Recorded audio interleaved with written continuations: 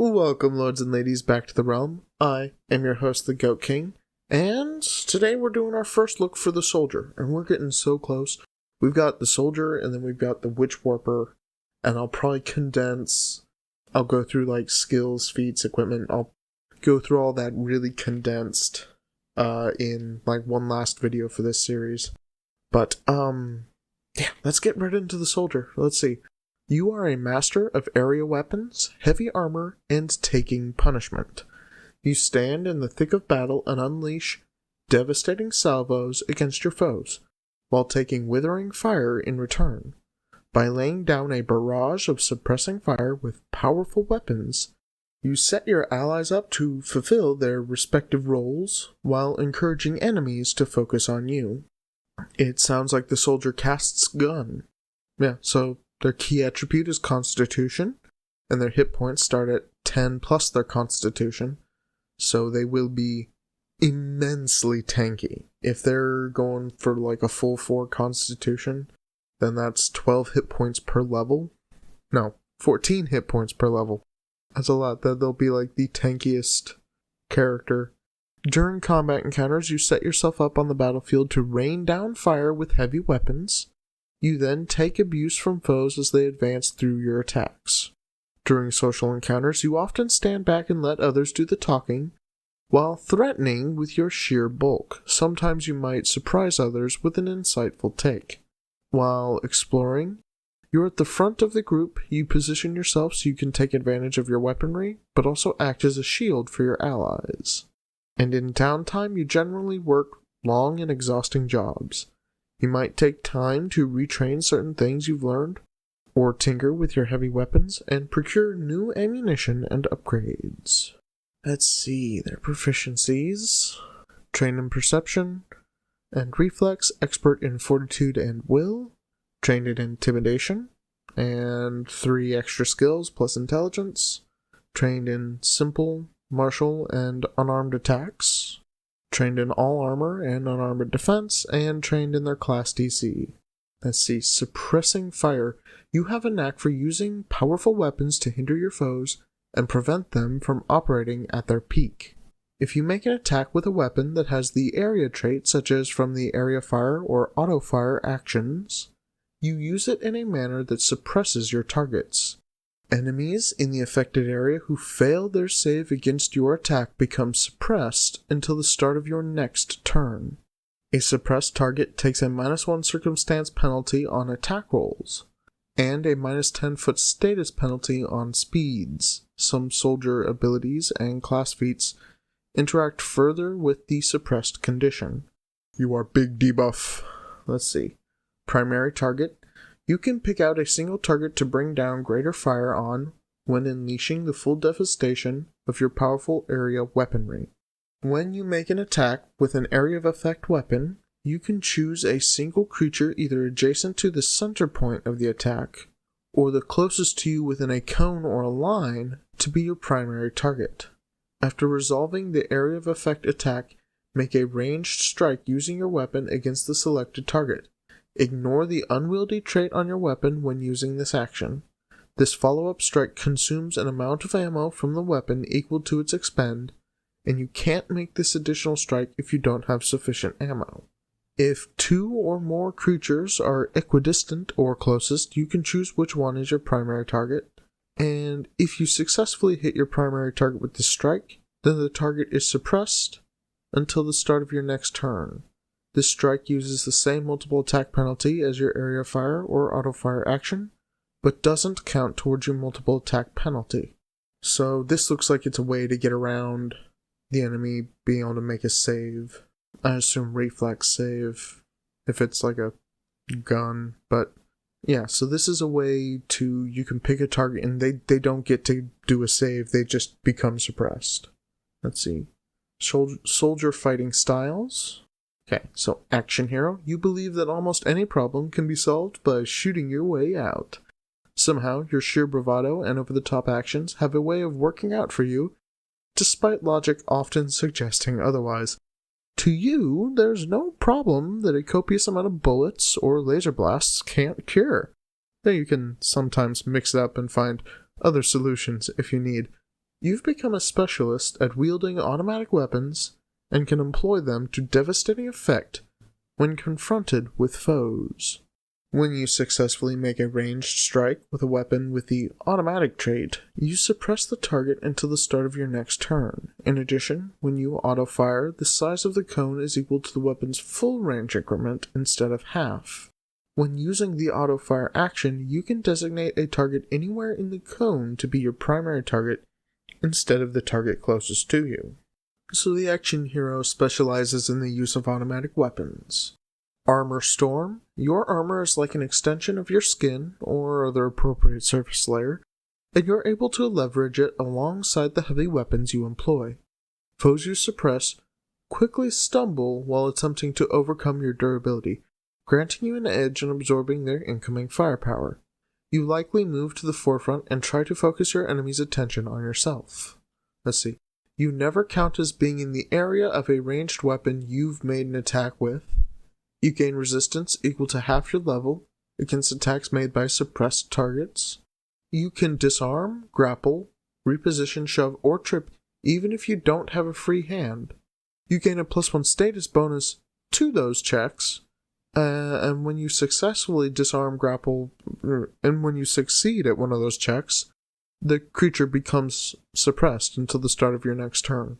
So the Armor Storm walks into the battle, points their gun up, and starts punching people while raining hellfire all around them.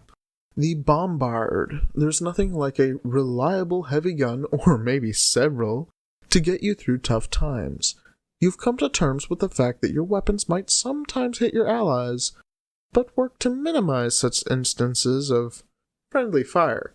In fact, you've honed your skill with heavy weapons so much that all but the most indirect of strikes cause your allies to duck down or force them to adapt to the havoc you unleash.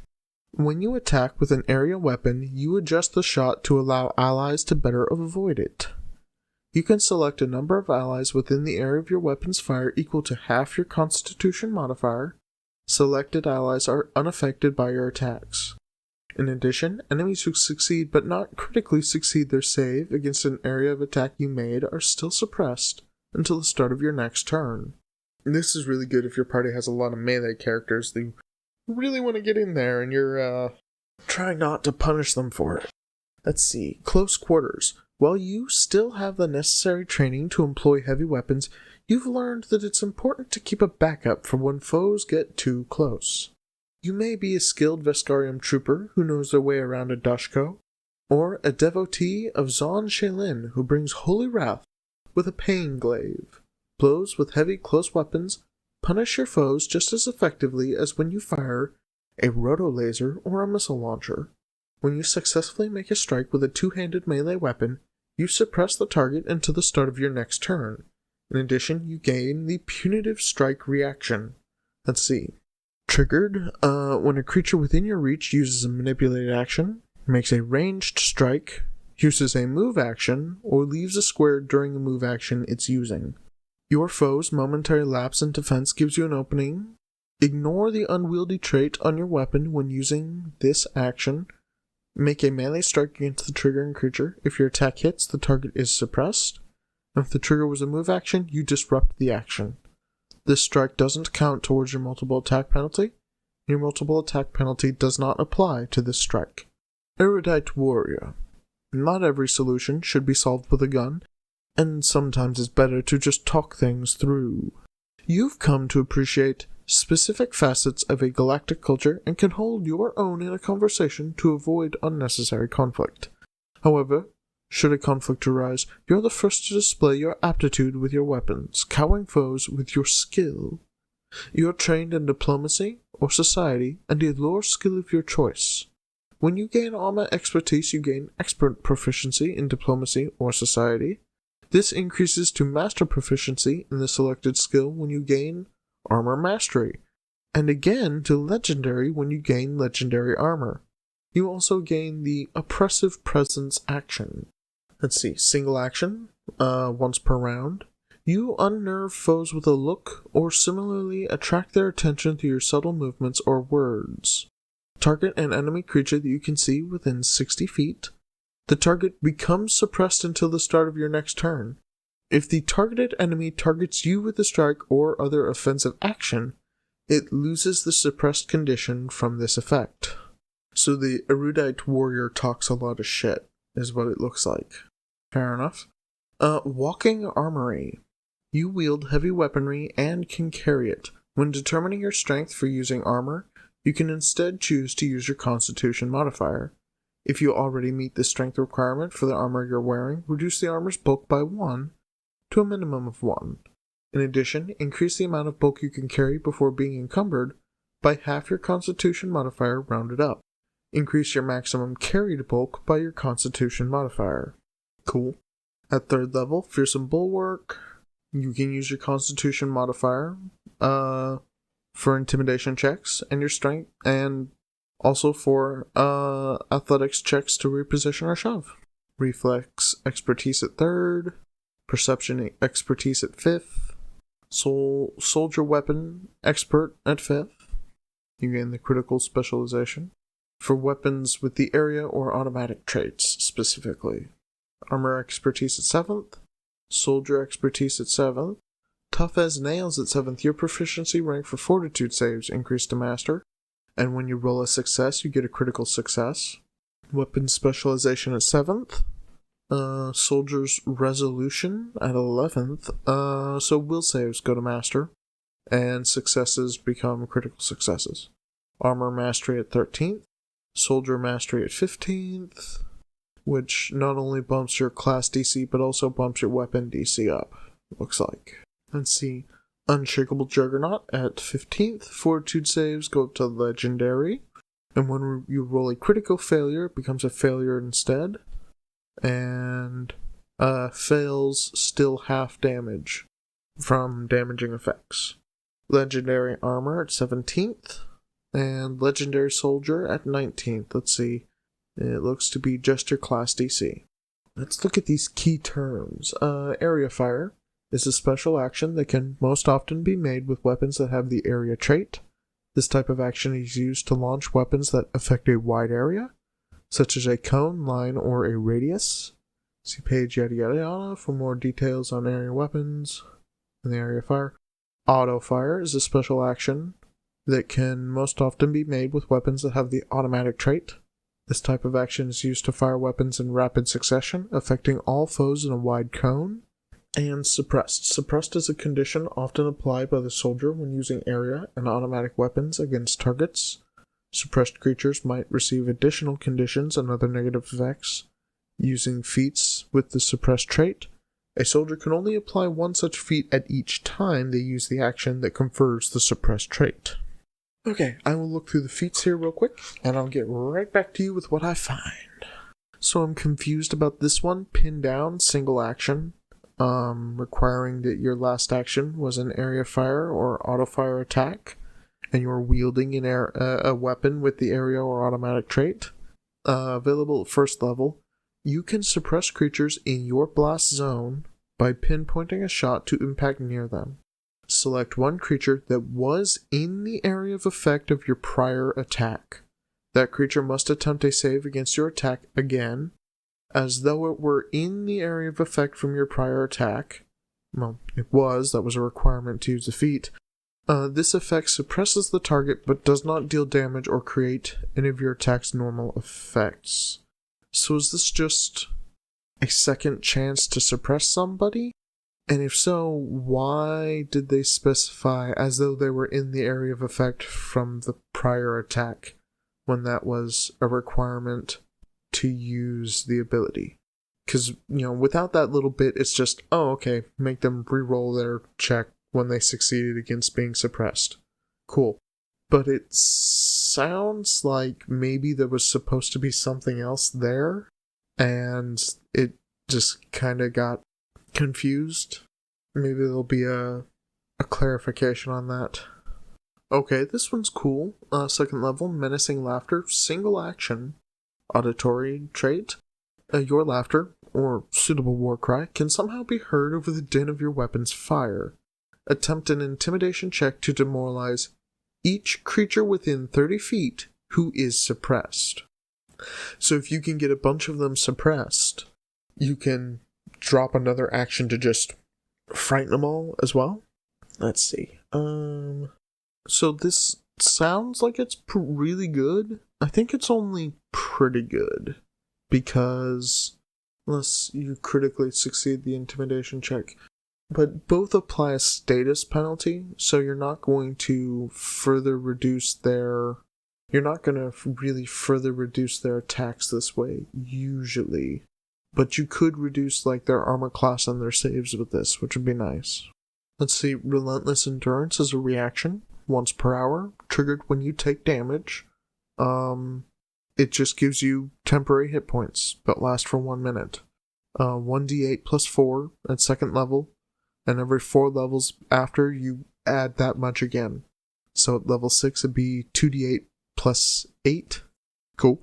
Okay, Stock Striker's cool. 4th level. You wield bulky firearms as a melee weapon against those who seek to close into melee range. Any two-handed firearm you wield gains the parry trait, and can be used as a two-handed melee weapon to make a stock attack that deals 1d6 bludgeoning damage, is in the brawling group, and has the analog trait. If the firearm is above commercial grade, the stock gains the same additional damage dice and tracking benefits as the firearm, but does not benefit from upgrades installed in the firearm.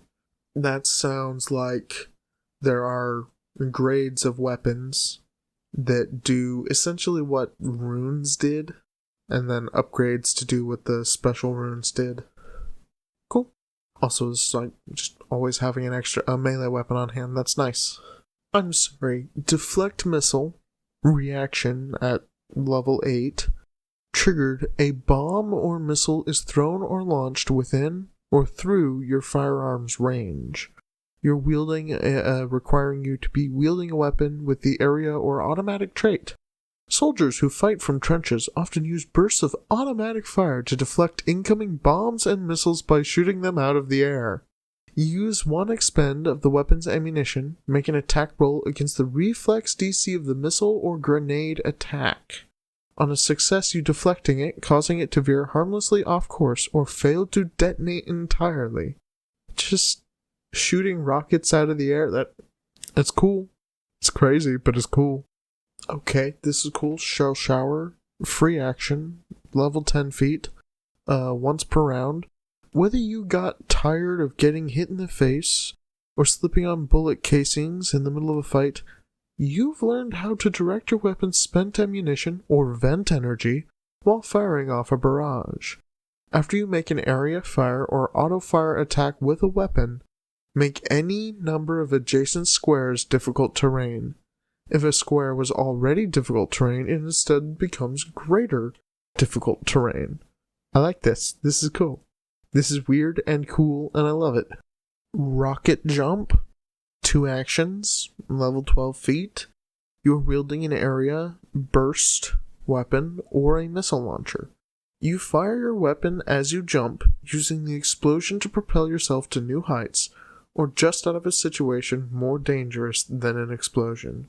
You make an area fire and then leap, using your weapon to add a status bonus to the distance traveled equal to double the burst or splash radius of your weapon. You must be somewhere within the area of your weapon's attack, but you don't have to save against the effect of your attack. Movement made as part of this action does not trigger reactions, though the area fire still triggers them normally. Terraforming, 2 actions, level 14 feet. You're wielding a weapon with the area or automatic trait. Your weapon blasts apart the battlefield and leaves it in ruinous waste. Make an auto-fire or area fire attack. You don't designate a primary target, but instead make each square in the area of your attack difficult terrain. If a square was already difficult terrain, it becomes greater difficult terrain. Any difficult or greater difficult terrain created by this action remains in place and cannot be changed without extensive engineering or magic. Like that? This is like, this is what you take when you want to completely lock down a group of enemies. Because if they're suppressed, they get a status penalty to their speed, and then you've made all the ground around them difficult terrain, if you catch people out in the open when they don't have cover and just drop this on them, they're not going anywhere. It's delightful. And if you wanted to do the same thing, but to give your party cover, or at least the ranged fellows in your party, excavating bombardment, 2 actions, level 16 feet, wielding a weapon with the area or automatic trait. You can use the explosive power of your weapons to create trenches. Make an area fire or auto fire attack. You turn any number of contiguous squares within the area of your attack into a trench that can provide cover for a prone creature. The gradual incline of this trench can be traversed without climbing, treating the square as difficult terrain. The exact terrain that can be affected by this ability is at the GM's discretion, but it should include most types of solid terrain, or any locations that could conceivably be adjusted by weapons fire. So if your allies need cover, shoot the ground, make a hole for them to hop into. They'll go prone, so when you're prone, you're worse off against when melee attacks are used against you, but you get a really good armor class bonus. Let's see, does prone also... I think prone also affects your attacks, though. Let's see, prone. You are lying on the ground, you are off guard and taken -2 circumstance penalty to attack rolls. The only move actions you can use while you're prone are crawl and stand. Standing up ends the prone condition. You can take cover while prone to hunker down and gain greater cover against ranged attacks, even if you don't have an object to get behind, which grants you a +4 circumstance bonus to armor class against ranged attacks, but you remain off guard. If you would be knocked prone while you're climbing or flying, you fall. So if you're prone, take a -2 circumstance penalty to armor class, but you can take a second action to take cover to get a +4 circumstance bonus. So you end up with a total of +2.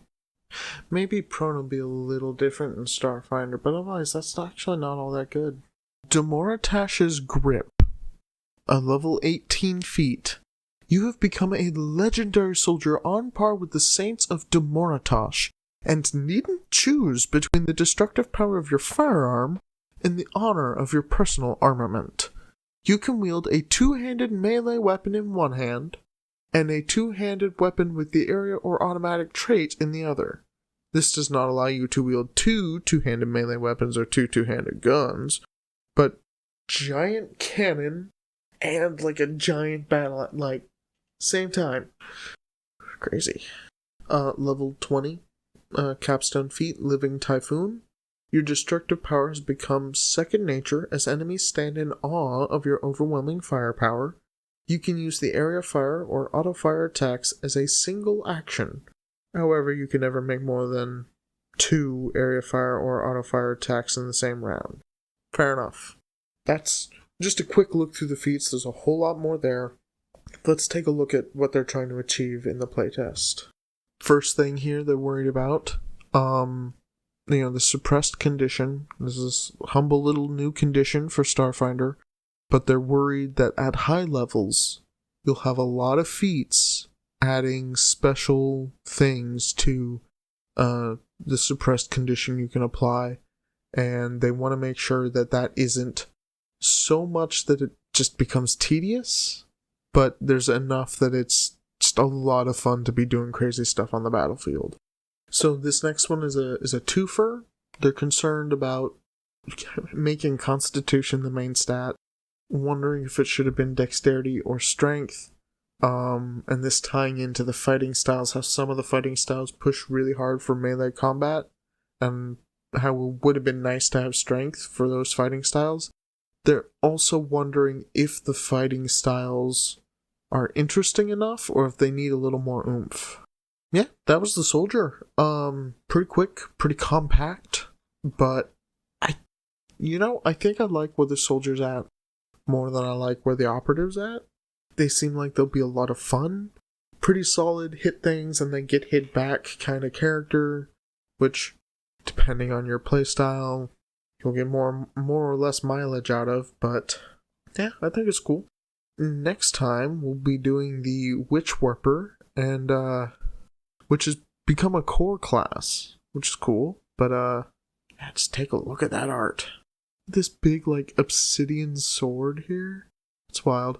Anywho, thank you all for visiting the realm. I have been your humble host, the Goat King, and, as always, travel with loyal companions.